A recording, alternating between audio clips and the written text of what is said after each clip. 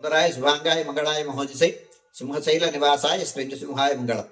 శ్రీ శ్రీ శ్రీ వరాహలక్ష్మీ నృసింహస్వామి వారి సన్నిధానంలో మాఘశుద్ధ నవమి గురువారం కృత్తిక నక్షత్రం ఫిబ్రవరి 6వ తారీఖు యథావిధిగా 4 గంటల నుంచి 4:30 గంటల వరకు సుప్రభాత సేవ. సుప్రభాత సేవలో భాగస్వాములు కా గురువారు దానికి తగిన రుసుము చెల్లించి సంప్రదాయ వస్త్రధారణతో పరిమిత సంఖ్యలో భాగస్వాములు కావచ్చు. 4:30 గంటల నుంచి 6:30 గంటల వరకు ప్రాతరారాధన. ప్రాతరారాధనలో భాగస్వాములు కా గురువారు దానికి తగిన రుసుము చెల్లించి సంప్రదాయ వస్త్రధారణతో పరిమిత సంఖ్యలో భాగస్వాములు కావచ్చు. 4:30 గంటల నుంచి 6:30 గంటల వరకు జరిగేటువంటి ప్రాతరారాధనలో భాగంగా నిత్యవేద పారాయణం, ఉపనిషత్ పారాయణం, దివ్య ప్రబంధ సేవాకారం, అనంతరం ధూపసేవ సమయంలో చతుర్వేద పారాయణం, శ్రీరామాయణం, భారతం, భాగవతం, విష్ణు పురాణం, క్షేత్రం, ఆప్యం, వరాపురాణం, శ్రీభాష్యం, భగవద్ విషయం మొదలైన గ్రంథాలన్నీ పారాయణ చేయడానికి ఉపక్రమిస్తారు.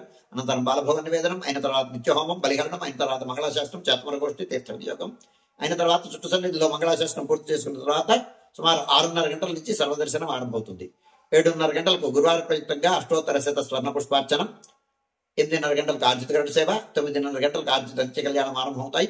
ఆయా సేవల్లో భాగస్వాములు కాగోరువారు ఆయా సేవలకు తగిన రుసుము చెల్లించి సంప్రదాయ వస్త్రధారణతో పరిమిత సంఖ్యలో భాగస్వాములు కావచ్చు.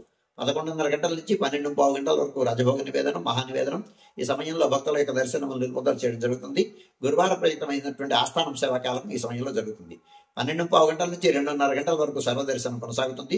మధ్యాహ్నం 2:30 గంటల నుంచి 3 గంటల వరకు మధ్యాహ్న విరామం. ఈ సమయంలో భక్తుల యొక్క దర్శనము నిలుపుదల చేయడం జరుగుతుంది. మధ్యాహ్నం 3 గంటల నుంచి రాత్రి 7 గంటల వరకు సర్వదర్శనం కొనసాగుతుంది. సాయంకాలం 5 గంటల నుంచి 5:30 గంటల వరకు సహస్రనామార్చనం ప్రధానాలయంలో జరుగుతుంది. ఆస్తికులైనటువంటి భక్తులు దానికి తగిన రుసుము చెల్లించి సంప్రదాయ వస్త్రధారణతో పరిమిత సంఖ్యలో భాగస్వాములు కావచ్చు. రాత్రి 7 గంటల నుంచి 8:30 గంటల వరకు రాత్రి ఆరాధనం.